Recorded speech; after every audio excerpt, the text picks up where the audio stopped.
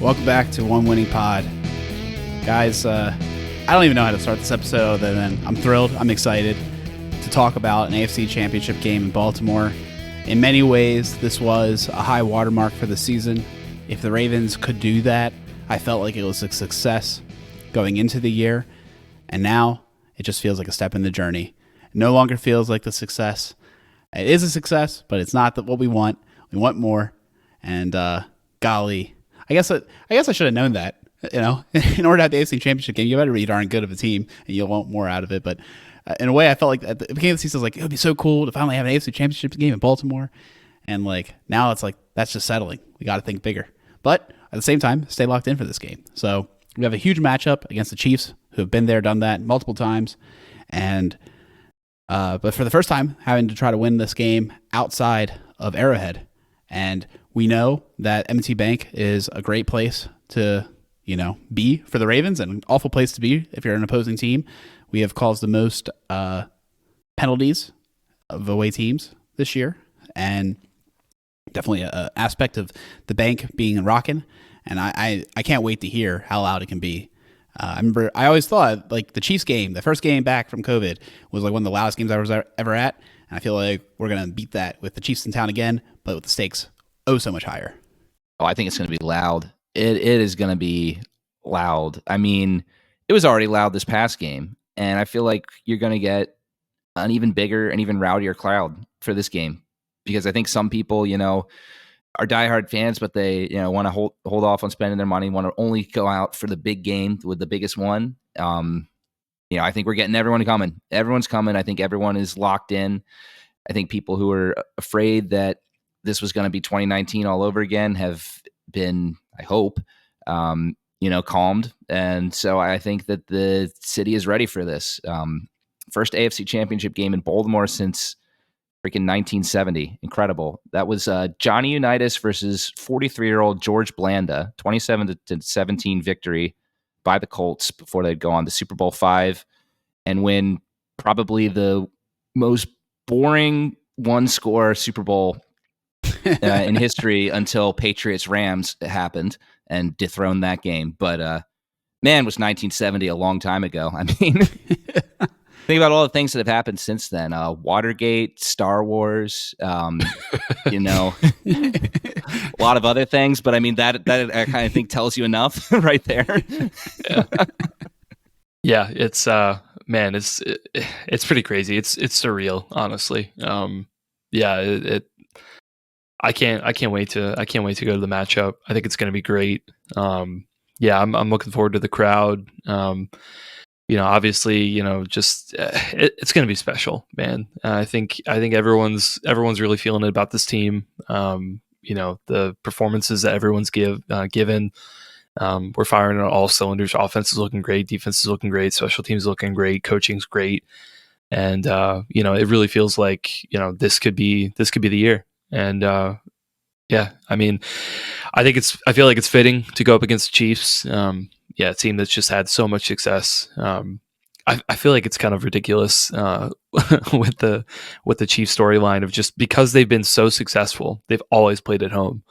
And, I feel like it's almost kind of manufactured drama. They're like, oh, you've never won a road playoff game. Like, people said you couldn't do that. I'm like, it has nothing to do with like you guys as a player. It's just like, you're so good, you never play on the road. Like that's not real. Like, that's not real adversity. All right. It's just manufactured. But I mean, I do, to your point earlier though, about just like, the bank being a hostile environment, definitely is. I mean, with the Texans come in, like so many false starts, delay of game, there was going to be more delay of games, but they had to take a timeout. It's crazy. Dolphins game was like that a couple of weeks before, and a couple games, the Rams game, and all these games, Cincinnati, all of them, it's just been crazy. And I feel like even with the team like the Chiefs, who have been there many, many times in big games, at home, on the road, wherever, it's going to be tough for them. So every Ravens fan everywhere, if you're going to go into the game, if you can go to the game, go there. Just like Harb said, have a good meal beforehand. Make sure you're mentally, spiritually, physically prepared. Make sure you're ready to bring all the noise because we're going to need it. The team's going to need it. I'm sure the team will appreciate it. And let's go beat these Chiefs, man. Let's go to the Super Bowl. Go to the Super Bowl. I tell you, Chris, it was interesting in our section. First of all, we weren't surrounded by away fans against the Texans, which I thought was a great change of pace. And then the craziest moment was at the very end of the game. The people behind us were like, "You guys are great. Like, are you going to be here next week?" And we're like, "Yeah, like we're seeing ticket holders." And they're like, "Us too." And I was like, "Where the heck have you been all year?" These tickets have been sold to away fans constantly, and they were like super passionate, rowdy Ravens fans, as one would hope. And I was like, were they selling their tickets all year? They just become PSL owners? Like, I almost want to like reach out to our contact with ticketing and be like, the tickets that's behind us just sell. Like, what's going on here? Because they were like, of course we'll be here. And they thought it was so like obvious. Like, yeah, of course we'll be here next week. And it's like, no, we're the ones who say that because we're always here. Yeah, for real. Are you guys in the right section? Come on. Maybe they weren't. Maybe they were one section over and just happened to be that those seats hadn't gotten sold. Yeah, they were just having a great old time in their overalls. I'm going to have to ask them a lot of questions next week. I'm like legitimately going to. I'm going to be like, hey, look, our picture after the game. we discovered they're not the best photographers. Oh, yeah. Same guys. But hey, it's cool that the bank, it felt like a community again. You know, it really has been great with more Ravens fans. At least not us particularly, and I was so happy that the energy level was high. Chris, you mentioned it. I think it was partially because it was cold. We never sat. Like the seats were unused. They were just like a symbol of where you're supposed to be. Not necessary hardware. More necessary for like tying shoes or placing your bag than anything else. But yeah, man, we were standing up the whole time and loud or just pin drop quiet. I thought it was like almost reverent, like how quiet it was on the opening drive for the Ravens against the Texans. Like just like the crowd got it. They were in, and they're going to do it all over again against the Chiefs. Yeah, I think that the crowd was ready. I think that the excitement is here now. It's been a little bit of a weird season. It's been a kind of a crescendo, but I think now the city's fully bought in on this team. I mean, of course we've been, but I know from talking to people that a lot of holdouts, a lot of people weren't quite sure if this was going to be a legit team or not, a legit chance at a Super Bowl. But here they are. On the biggest stage, you're going to have Patrick Mahomes in the house, Travis Kelce, Taylor Swift, Andy Reid, all the greats. So, they're going to have to make sure that their stay is a pretty rough one. Got to show them what Baltimore is and, get back to the Super Bowl. That's the goal. Jimmy Eats World played the halftime show against the Texans. I was like, Tay, you want to come on down, sing a few numbers? It'll never happen. Also, I feel like you should get so booed, which would be unfair. Unfair, just because she ate somebody on the opposing team. Yeah, no, I don't. Yeah, I think logistically that probably wouldn't work for a lot of. I feel like she's also way too big of an artist. Like she should never do it. Yeah, she'd never do it. Yeah. But yeah, no, I mean, it will be interesting. That one song, I didn't recognize the other two, and if those they only played three, so I mean, Peter's like the middle's the only song that's relevant. Yeah, I mean, I'm not even really a fan of that song. That was the only one I recognized. I don't know. Did you guys recognize the other two? Was I just living under a rock? I didn't. They're lesser. I did, but I'm also like, I'm not. I wouldn't call myself a Jimmy Eats World fan. I would just call myself a person who's listened to enough of that genre and era of music. I mean, I feel like I have too, but mainly not the Jimmy Eat World section, But anyways, that's right. Okay. Alec Polianis, closet Jimmy Eat World super fan. We found out this episode. Anyways. Yeah, it will be interesting just for the championship game because it was also one, not even just the band, but like all the players that they had back and honorable mentions and everything. Like they had Cal Ripken, and they had Jacoby Jones. They had a bunch of players that they brought back. Peter Bollware, Michael McCrary. Yeah, and I mean Lenny Moore as well. He was there. Moore, yep. And I mean it's gonna be so crazy how many people they're gonna. How many people they're going to bring for the championship game? Who are they going to have like for the halftime? I'm sure the Ravens are planning something special for that. a lot of that stuff. So yeah, it'll be good, man. I'm looking forward to it. It's yeah, I mean, like we said, man, just from the top. I mean, it's been 52 years since an AFC Championship game has been in Baltimore. It does not happen often. It's funny, like, I feel like we talk about that way with like the Super Bowl and and everything, like, and we've even had a couple of those recently, but we haven't really had too many games at home, big games at home in these playoffs and these deep playoff runs that we've been able to celebrate. And I'm looking forward to it. I hope it's going to be a good game. I think it's going to be a great matchup for us. Probably the best chance that we'll have to play the Chiefs that we've had in quite some time. They've always had a really great roster, a really strong team. And obviously, I think their team is a little bit weaker than maybe in years past, but I mean, they have a lot of playoff experience, obviously. So it'll still be a great matchup for us. But we're firing on all cylinders right now, and I think it'll turn out pretty good for us. I know you guys will probably think the same. Yeah, I guess let's talk about that Chiefs team. I think, and it's interesting. I think in some ways they are weaker, but in other ways maybe not as much.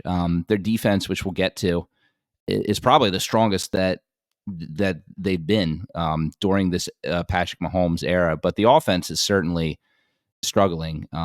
Patrick Mahomes himself, he hasn't taken a step back from what I've seen, but you look at the receiving options that this team has without Tyreek Hill, and with Travis Kelce still there, but he's 34 now. He's getting up there in age, so he's lost a little bit of a step. I mean, the receiving options you got here, Rashee Rice has had some big games.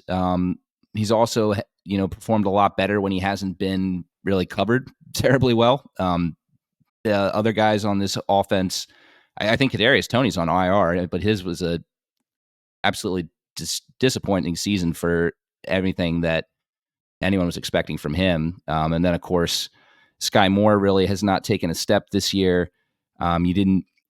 Marcus Valdes-Scantling actually had a decent game against the Bills, but he has had a lot of drops this year. It's an interesting wide receiver room, because there's guys here who have potential to have a game, but you never know when that game's going to be. And it's really hard to say, like, it looks like they're not going to be a threat, but all of them have a potential to make a play or two and make this game interesting when they're getting a ball thrown to them from Mahomes. Yeah, for sure. Like you said, Peter, I think MBS, I think he's going to be one I think we're going to be watching out for this game. If I would imagine, we probably have Stevens on him quite a bit.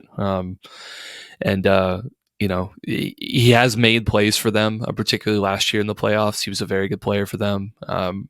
Regular season this year been down a little bit, but other than that, yeah, I feel like there are guys here who can get hot, and Mahomes is still. I mean, he's going to be able to find the open guys and make the throws that he needs to make. It's on the Ravens to play sound on the back end and be able to try to limit those opportunities and force Mahomes to make some mistakes. If we're going to some of the other skill position players, I know running back Pacheco obviously still playing very well for them. Probably one of their better running backs. Edwards-Helaire, been a little bit better over last year. Making some still plays, but still kind of the Pacheco show. One guy who won't be playing for this game, who I think it's going to end up probably being a boon for the Ravens. Jerick McKinnon, probably he's not going to make it back this postseason. He had a leg injury earlier this season. So I don't think he's going to be activated from IR, but he was another guy as well. If I'm looking at like MVS, McKinnon, those are big players for them in the postseason last year. So going into this matchup, I feel like even with Pacheco playing really well, I feel like with McKinnon not being there, I think that's definitely a pro for the Ravens. Chiefs are a team that the Ravens have not seen this year, as were the Bills. So we knew going in to the championship game, we'd be playing a team we haven't seen this year, but we are familiar with from previous bouts against the best in the league. But it doesn't matter because these are two different teams now. Every year is different. And this Chiefs team is not a Chiefs team of old. They do not have a Tyreek Hill level player. Not Kittle. Looking ahead, Kelsey, the other K tight end. Kelsey has kind of lost a step this year. Still playing great, but has lost a step. And I went into the last preview show, Divisional 2 preview show against the Texans, and as we kept talking about it, y'all were making me feel naughty. It's like, I thought the spread was disrespectful, but I could see us beating it. Sure enough, we did. And I started looking at this matchup today in preparation for this show and looking at everything, and I was like, man, the Ravens literally just did last weekend what they need to do against the Chiefs. It'll be a harder matchup. Everything's like a little bit better, I think maybe their pass catchers overall are a little bit better. Their running back's a little bit better. The line's a little bit better. The quarterback, maybe a lot of bit better. But they're not a great offense. And no one truly scares you other than the quarterback and one playmaker in Kelsey. And I'm like, man, they might stop them in their tracks.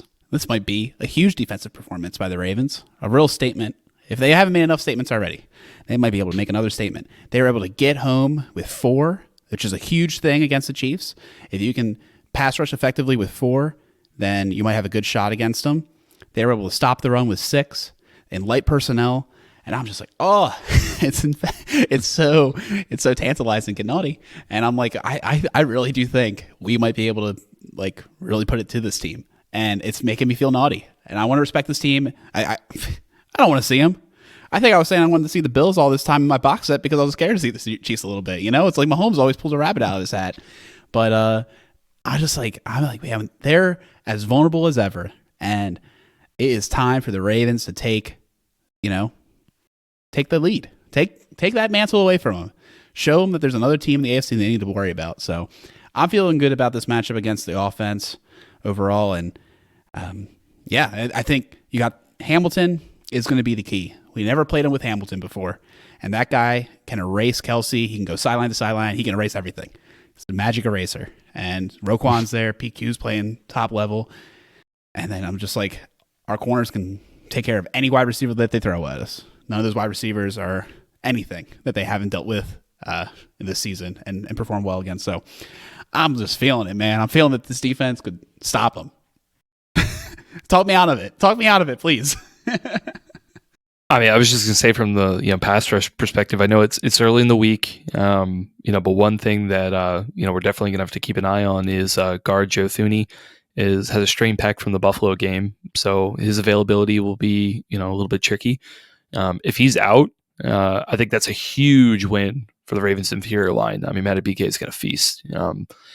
He's been on this team for a while. One of the better guards in the league, I think. Obviously they still have, Creed Humphrey, very good, very talented center for them, at the level or above the level at this point at Linderbaum. So he's very good.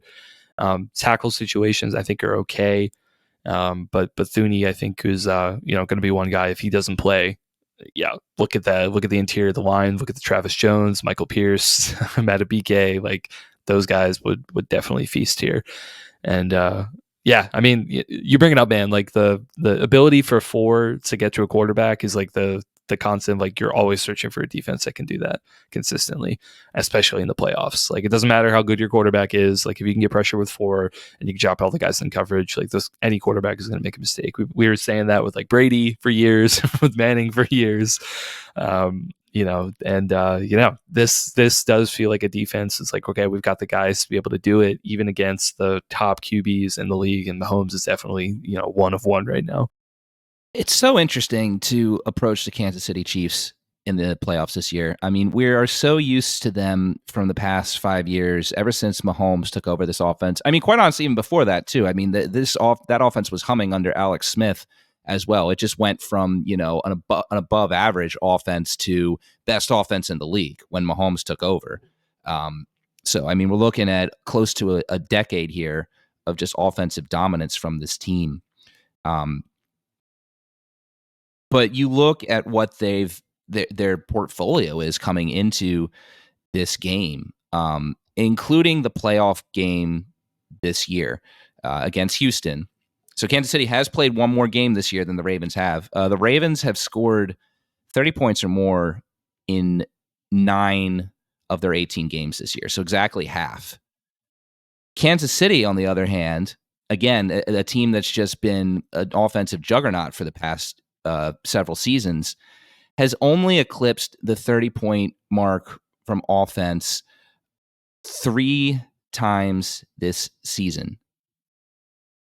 Just 3. And 2 of those were just barely at 31 points. This is unheard of from a Patrick Mahomes-led offense. And again, you look at his turnovers. When he first came into the league, he wasn't turning the ball over very much at all. His turnovers have come up a little more. That's what we've seen from him. He's still playing at a phenomenal level, though, in spite of that. But you also just look at his average yards per throw. I mean, that's at a career low right now. You look at the fact that the Chiefs have been several times this year in situations on primetime games. I mean, remember the Lions game, the Packers game, the game against the Eagles, where they're given the ball at the end and Mahomes is there and he has the chance to win the game. And he's done his part, but he'll throw these perfectly thrown darts and the receivers can't catch it. I mean, I am nervous for this game because of Andy Reid, because we know he can throw together incredible plays that can baffle defenses, even the Ravens. I'm nervous about this game because Mahomes, when it's all said and done, has a chance to be the greatest passer in NFL history. I mean, that's a conversation but that for another day, but he is that good at passing the football. I mean, and his improvisation skills, despite the fact that he's not the runner that Lamar is, like, he can do some crazy things with his feet. But the reality is just that this offense, while they could still win this game by only scoring 17 points because their defense is that good this year, I think their defense is close to as good as the Ravens and the Niners. It's just that they don't make the big splash plays that those teams do. They don't have the big names, so they're not mentioned in that same vein. But yeah, this offense is not what it's been in past seasons. So yeah, I think that our defense does match up on paper very favorably with them, but I think you do have to have in the back of your mind, like, you got Andy Reid and Patrick Mahomes can figure something out even with less tools than they've ever had in this situation. So it's going to be interesting. Yeah, it's an interesting one, but it is definitely the best shot that the Ravens have had on the Chiefs since Mahomes took over as the starting quarterback. Yeah, the Chiefs' offense, points per game wise, is a whole touchdown less than the Ravens. So one thing I was looking at before we started was DVOA, and the Chiefs have the 8th offense in DVOA and 7th defense. But if I don't know if the numbers really work this way, but if you actually look at the score, the percentages, the Ravens' offense at 4 is 2 times better than the Chiefs as far as production goes, and defensively, an astounding 4 times better and change. So like, there is a delta for both sides of the ball for the Ravens just being better. And candidly, when I was looking at this matchup, that's what I kind of came down to. It's like, we're the better team. We are. I think we also are extremely well coached. While John Harbaugh might not have any mastery of a side of the ball per se, special teams, but not a traditional offensive defensive guy. We have a top defensive mind in McDonald running this defense, and Monken, who's just had success anywhere he touched. He's been great and excellent, pickup for us. And honestly, maybe one of the biggest things outside of signing Lamar was signing Monken. I think he's been exactly what the doctor ordered as far as this offense. The results have spoken for themselves. He's been able to adjust. That's one thing that we didn't really talk about too much last. We just sprinkled it about the divisional, but like, they scored 10 points, then they scored 24. There was adjustments made, and that's something we've been wanting for a long time. We always felt the Ravens were bad adjusting, and it's like, not anymore. Right now, they're the best adjusters in the NFL. They go into halftime and they boat race teams at the end of the games. Like, there's only been one game this year where they came out in the second half and looked worse than the first half. So that's a really big win because, both teams are trying to be better in the second half, and almost every time the Ravens come out on top in that matchup. Yeah, it's a great point you bring up. In terms of second half adjustments, especially for the offense, because I feel like we should go over to that matchup as well. Our defense I think matches up well, against the Chiefs' offense, but I think where the Chiefs' strength is on this roster for this year is definitely their defense. I think their pass rush is very good, between some of the players that they have on there. And it's not just Chris Jones. I mean, they got some other guys around him now. Karlaftis is one as well, who's been very disruptive for them. Pass defense also extremely strong. They've got a lot of good cornerbacks. Although I kind of picked on them in the draft, last year. McDuffie, All-Pro this year, been playing very well for them. And so, I think, the Chiefs defense has a lot of potential, I think, to kind of mess up what we're trying to do on the offense. And, if we're talking about, how are the Ravens going to be successful at this game, they're going to try to have a good game plan in the first half. If it doesn't work for them, I am confident that Monken's going to be able to figure out what needs to adjust for the second half so we can have success in the latter half of the game. I think, there are many ways for this game to go right. I think there are many ways for this game to go wrong, but in the end, I think, with the coaching staff we have, I think because of their ability to adjust, like you said, Alec, I think that's another advantage, I think, for this team is that even if things don't go right for us, turnover in a bad situation or something like that, I think that we have the players and we have the coaches that we need to be able to adjust and come back. Yeah, I mean, a strong unit, like we said. They have not allowed more than 30 points given up in a game this year. A lot of young talent there. It's really cool to see Karlaftis and McDuffie come into their own. They're both guys that I liked in that draft, and they're both making plays, and that's great. I hope they don't make plays on on Sunday. But yeah, one thing I think that the Ravens will really have an advantage here. I understand that. Against Buffalo, the rush defense was stouter than it's been. And against Miami didn't have that much success running the ball either. I don't really give that one too much credence because, it was minus 10 degrees. Everyone knew once the ball was kicked off that Miami was not going to do well in that game. It wasn't, they weren't built for that type of weather.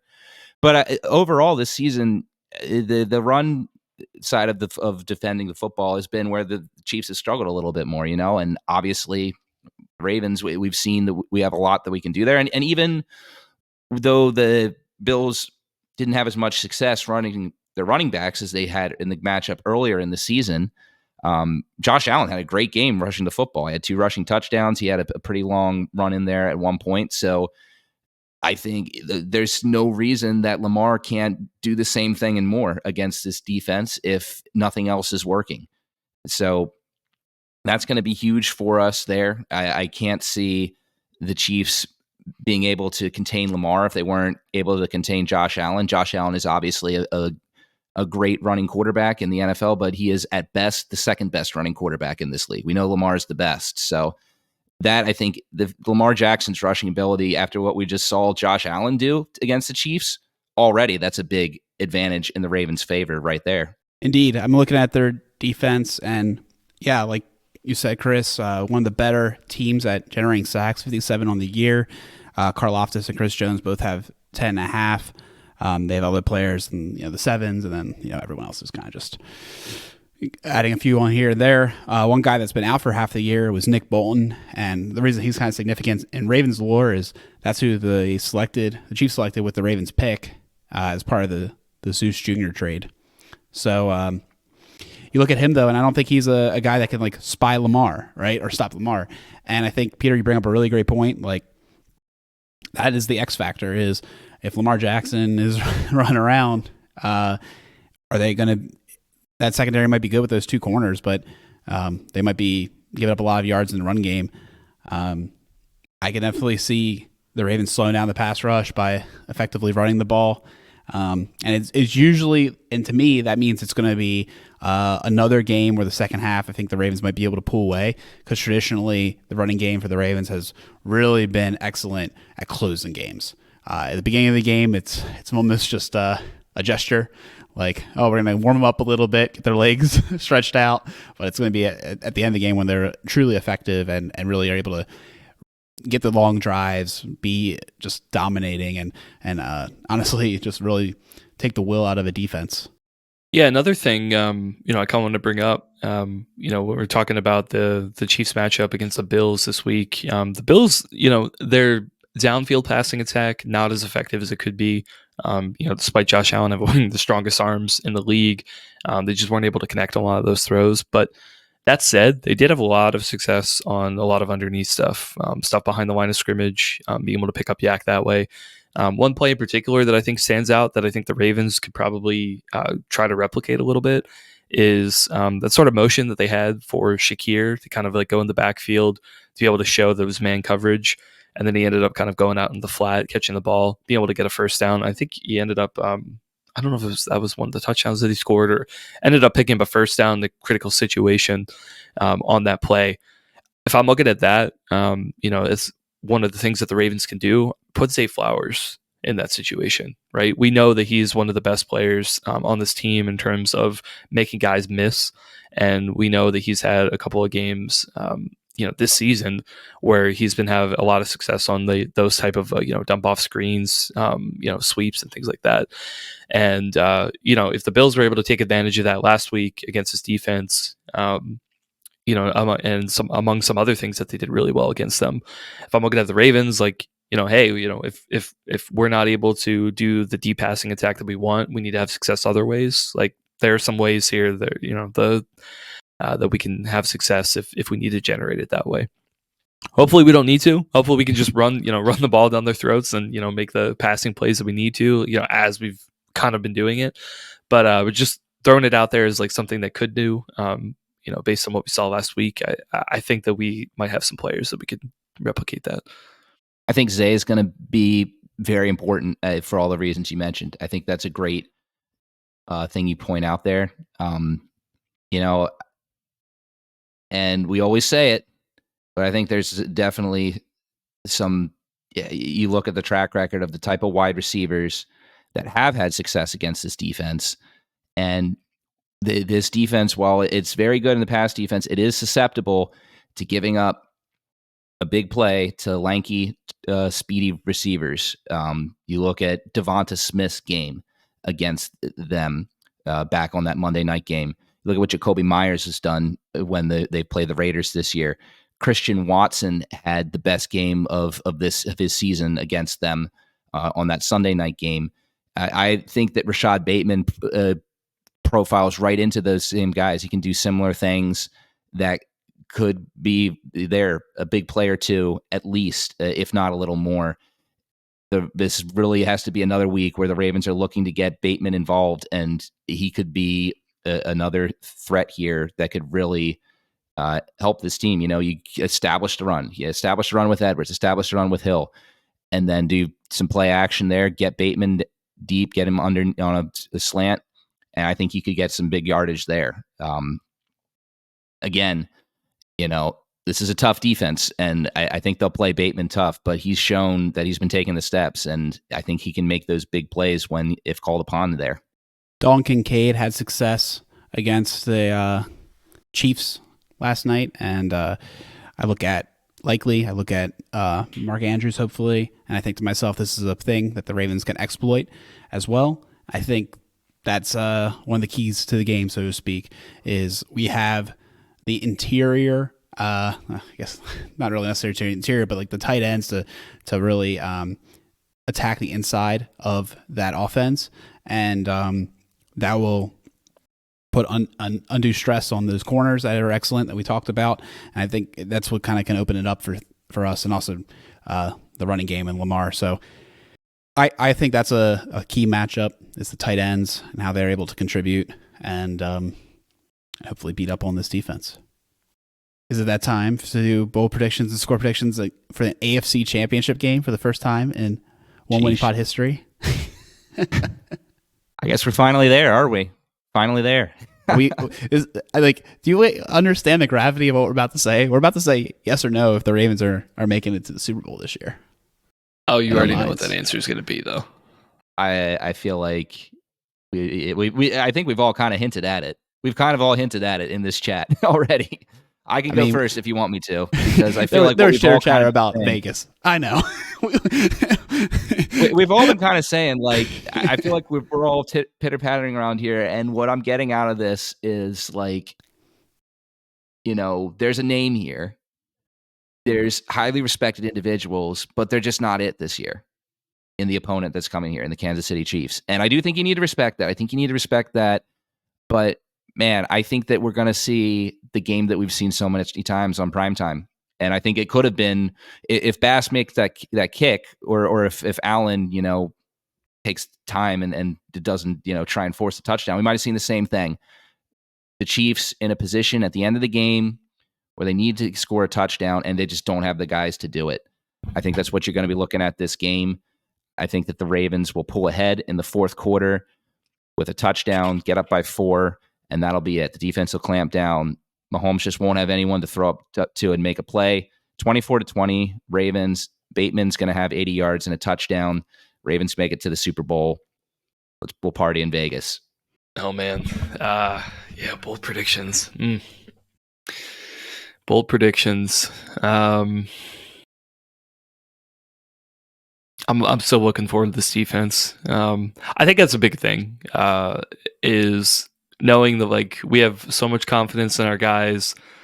Everyone, the situation doesn't feel too big for anyone on this team at this point. Even some of the rookies, like Zay didn't seem to have any jitters in his first playoff game. He seemed fine. A lot of the younger players, there weren't as many, mental mistakes, I think, for many of our guys, even for the guys that were new. Everyone was just so focused, and, it had been like they had been there before. And I think that's the key thing right now, is just we're playing really well, playing with confidence, and just really confident in this team as fans. And that, I just want this game to happen like tomorrow. We keep talking about it. We're just like, I want it to happen now so we can get to the next thing. And then once we get to the next thing, then we can feel happy and, be that way for a while. But yeah, no, it's going to be good. I'm definitely going to pick the Ravens to win. I'm trying to figure out if I should go for the spread, or if I'm feeling like super confident right now. It is early in the week. I feel like 4 is too close for me, Peter. I think that's a little bit too close of a score. I don't know if that's disrespectful or not, but I just feel very confident in this team right now. So I'm going to go ahead and say, I'm going to say Ravens are going to score. I'm going to say they score 31, and I'm going to say the Chiefs score, let's say 31-7. I feel that's still Alex score. 31-17, okay. I guess. It's not my score. Yeah, okay. I'm going to say that. I'm going to say... I thought you were going really bold. No. 31-17. I'm going to steal Alex score. I think it's a good one. I'm going to say that the defense picks off Mahomes twice.